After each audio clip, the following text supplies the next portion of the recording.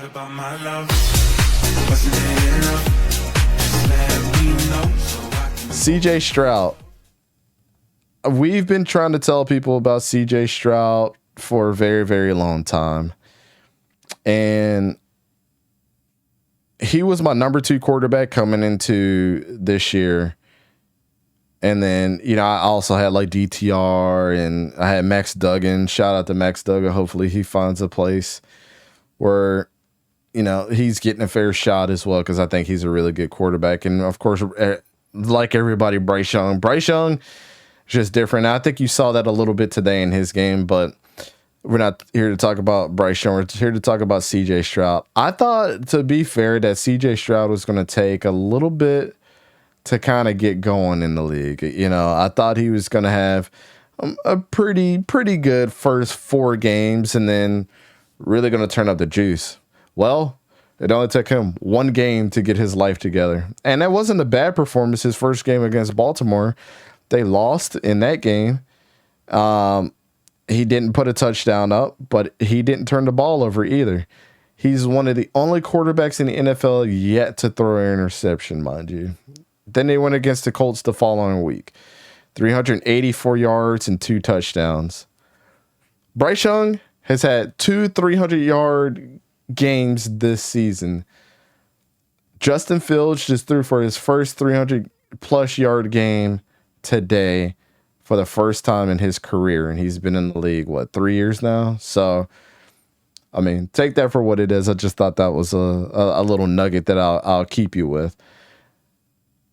Bryce Young, 384 yards and 2 touchdowns against the Colts.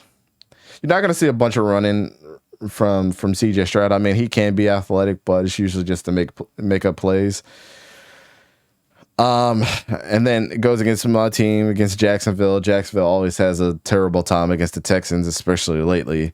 37-17 in convincing fashion.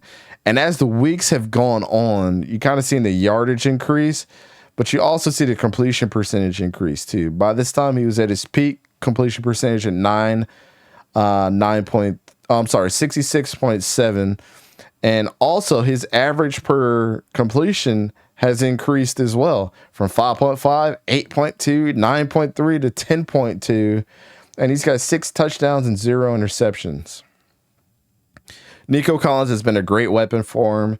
Tank Dell has been a great weapon for him. And also, I want to shout out to the Texans offensive line for keeping him pretty clean. The first week, he took 5 sacks. Second week, he took 6 sacks against the Colts. And the last 2 weeks, he has taken 0 sacks against the likes of Jacksonville, who has Josh Allen and Trayvon Walker and a couple other guys there. And then this past week, which is absolutely incredible, that happened today against Pittsburgh, he took 0 sacks against TJ Watt and Alex Highsmith. When you keep your quarterback clean,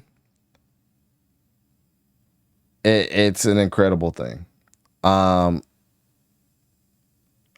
just literally thought that CJ Stroud, and I'm not to the, to all the naysayers about Ohio State quarterbacks, whatever. To go off that narrative is kind of stupid in my opinion.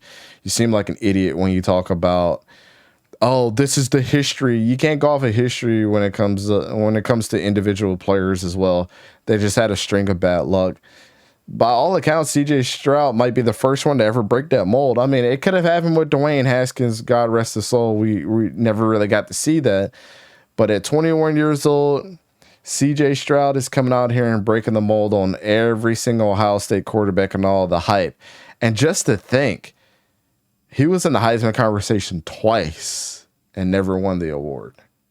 How many Ohio State quarterbacks went and won the award? Well, Justin Fields too. But how many Ohio State's quarterbacks have gone and won the award and never did anything in the NFL? He's got a lot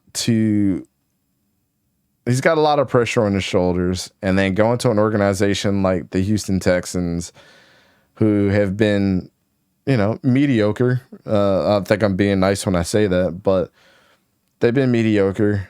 Kind of in the last couple of years, kind of a poverty franchise like the Jaguars and the rest of a couple other teams, but they are literally looking at the superstar of their team right now. And if he can keep it up, and I'm going to be excited for him when he does throw his first interception.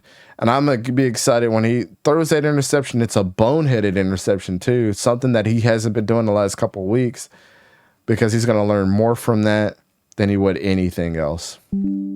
So I'm totally excited to see CJ Stroud and what he's going to do, the rest of his career, because he's been absolutely electric since he's been, in the NFL thus far these last 4 weeks. Definitely the best rookie quarterback out of all of them.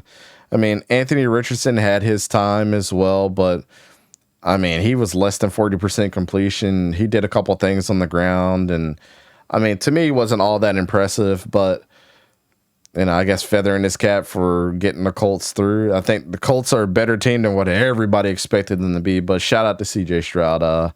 He's been an absolute monster.